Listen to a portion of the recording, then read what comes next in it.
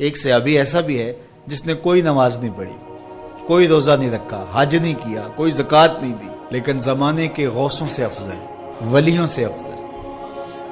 ایک غزوے پہ حضور جا رہے تھے تو ایک چرواہا کالے رنگ کا اسود الرائی وہ بکریاں لے کے جا رہا تھا۔ حضور کا چہرہ دیکھا تو دل ہار گیا۔ حضور نے دعوت دین دی۔ اس نے کہا کہ میں ان بکریوں کا کیا کروں، یہ تو میرے مالک کی ہے۔ تو کہا کہ تم قلعے کے دروازے پہ جا کے اندر ہانک دو، جب آخری بکری چلی جائے تو تم واپس آ جانا۔ تو وہ واپس آیا۔ اتنی دیر تک جنگ کی بھٹی گرم ہو چکی تھی اور وہ آ کر کے شامل ہو جاتا ہے جنگ میں۔ جب لاشیں اٹھائی جانے لگی تو حضور علیہ الصلوۃ والسلام شہید صحابہ کو دیکھ رہے تھے، اور جب یہاں پہنچے تو فرمایا یہ وہ شخص ہے جس نے نہ کوئی نماز پڑھی، نہ روزہ رکھا، نہ زکوٰۃ دی، نہ حج کیا۔ ادھر سے آیا، در جنت کو شادہ تھا، سیدھا جنت میں چلا گیا۔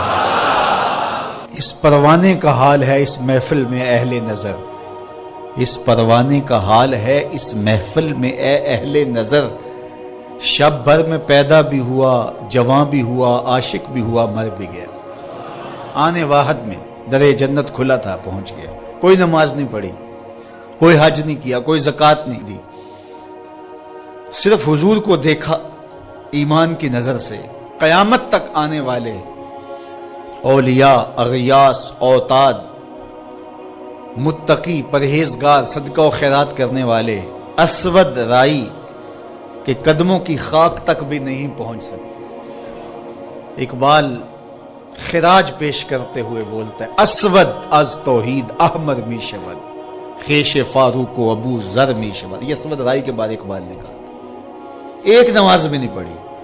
تو یار جس نے ایک نماز بھی نہیں پڑھی وہ تو اتنی عظمتوں کے معراج پہ پہنچا کہ کوئی اس کی عظمت کو چھو نہیں سکتا، اور جس کی راتیں سجدوں میں گزرتی تھی اور صحبت رسول کا نور بھی پایا تھا، اس نے تو کوئی صدقہ نہیں کیا، اور جس نے سارا گھر لا کے حضور کے قدموں میں ڈال دیا، اس نے تو ایک حج نہیں کیا، اور جس کو حضور خود 9 ہجری کے اندر بھیج رہے ہیں حاجیوں کا امیر الحجاج بنا کے، انہوں نے تو کوئی روزہ نہیں رکھا۔ لیکن حضور علیہ السلام پوچھتے ہیں آج کون روزے سے ہے، تو ابو بکر کہتے ہیں میں نے رکھا ہے۔ فرائض تو فرائض رہے، نفلی روزے بھی جن کے جو ہے وہ قضا نہیں ہوتے، اور انہوں نے تو ایک نظر دیکھا اور مجمع عام میں حضور کو دیکھا۔ اس صحابی کی عظمت کا کیا کہنا جس نے 3 دن تک غار ثور میں دیکھا، تنہا دیکھا، گود میں لٹا کے دیکھا، کسی اور کو ساتھ شریک نہیں کیا۔ سانپ نے کہا میں نے آنا کیا، تو بھی نہیں آ سکتا۔ اللہ اکبر، مچل رہی ہیں شوخیاں دیدائے نیم باز میں، جاگ رہے ہیں پاسباں یار ہے خواب ناز میں۔ حضرت سیدنا صدیق اکبر نے جس طرح حضور کو دیکھا اور جس یکسوئی کے ساتھ دیکھا اور جس تنہائی میں دیکھا، تو میرے رب نے بھی ان کو حضور کا صحابی قرار دیا۔ اذ یقول لصاحبہ، تو حضرت سیدنا صدیق اکبر کی صحابیت نص قطعی سے ثابت ہے، اور قرآن کی نص سے ثابت شدہ صحابیت کا اگر کوئی انکار کرے تو وہ مسلمان نہیں ہو سکتا۔ قرآن نے ان کو صحابی کہا ہے، اذ یقول لصاحبہ، قرآن کی قطعی نص سے حضرت ابو بکر صدیق صحابی ہے۔ اور عظمتوں کا معراج کہ حضور نے فرمایا جس نے بھی میرے اوپر کوئی احسان کیا میں نے اس کا بدلہ دنیا پہ چکا دیا۔ ابو بکر ایسے ہیں جن کے احسانات کا بدلہ کل قیامت کے دن رب ہی چکائے گا، رب ہی ان کو بدلہ دے گا۔ ہر گھر کے اندر لڑائی، الجھاؤ، میاں بیوی لڑ رہے ہیں، بھائی لڑ رہے ہیں، اولاد ماں باپ کی نافرمان ہے۔ یہ معاشرہ جینے کا معاشرہ ہے، زندگی ہے یا کوئی طوفان ہے؟ ہم تو اس جینے کے ہاتھوں مر چلے۔ یہ کوئی زندگی باقی رہ گئی ہے کہ کسی پہ کوئی اعتماد ہی نہ ہو، ایک دوسرے کی ٹانگیں کھینچ رہے ہوں، سارے اوپر سے نیچے تک نفرتوں کے الاؤ جل رہے ہوں، اور معاشرہ تشتت و افتراق میں مبتلا ہو جائے۔ آج ہم اس عذاب میں مبتلا ہیں۔ اللہ کی ناراضگی کا یہ روپ ہے۔ ایک حدیث دیکھیے، حضور نبی رحمت صلی اللہ علیہ وآلہ وسلم نے زلزلوں کے اسباب اور اشراط قیامت کو بیان کرتے ہوئے ارشاد فرمایا، اذا اتخذ الفیء دولا، جب مال فے حکومتی خزانہ لوگوں کی ذاتی دولت بن جائے، والامانت مغنمن، اور امانت مال غنیمت سمجھنے لگ جائے. کسی نے امانت رکھ دی تو کہا کہ یہ ابھی میری ہی ہے، یہ مال غنیمت ہی ہے. والزکوٰۃ مغرمہ، اور زکوٰۃ دینا بوجھ بن جائے، بھاری پڑ جائے زکوٰۃ دینا. وتعلم لغیر الدین، اور دینی تعلیم بھی طلب دنیا کے لیے حاصل کی جائے. وَأَطَاعَ الرَّجُلُ امْرَأَتَهُ وَأَكَّ أُمَّهُ، بندہ اپنی بیوی کی بات ماننے لگ جائے گا جب، اور ماں کی نافرمانی کرے گا.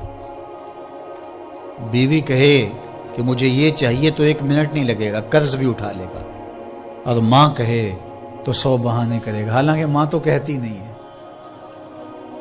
کبھی مجبور ہو تو اس کی زبان سے نکلے تو نکلے، لیکن اس کے لیے ماں بھاری پڑ جاتی ہے. وَأَدْنَىٰ صَدِيقَهُ وَأَقْصَىٰ أَبَاهُ، فرمایا دوست نیڑے ہوں گے، باپ دور ہو جائے گا.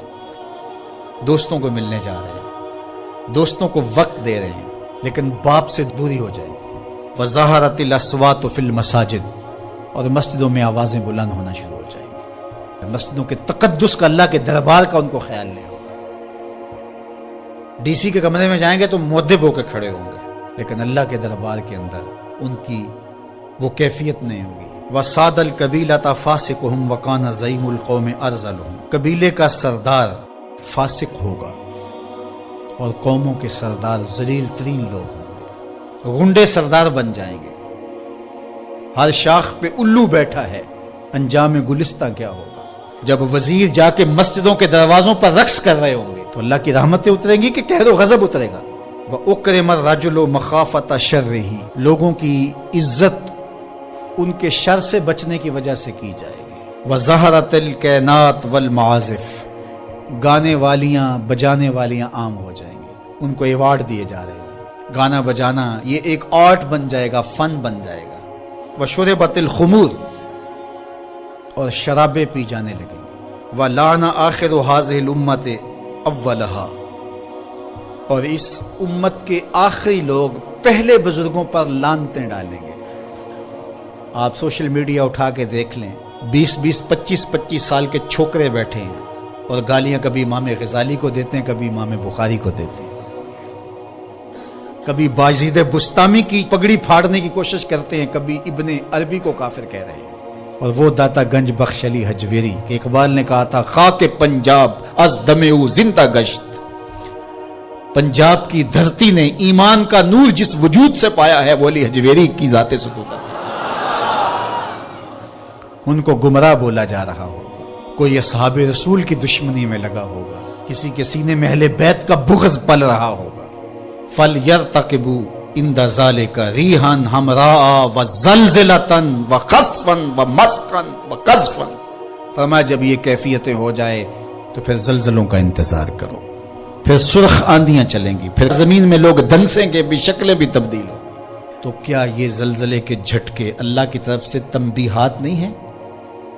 نہ سمجھے تو وہ ایک گاڑی کے پیچھے لکھا تھا عقل نہ ہوئے تو موجیں ہی موجیں. اگر نہ سمجھے تو یہ جھٹکے زلزلے کے ہمیں جھنجھوڑیں گے نہیں، ہم اگلے دن پھر اسی طرح کے ہوں گے.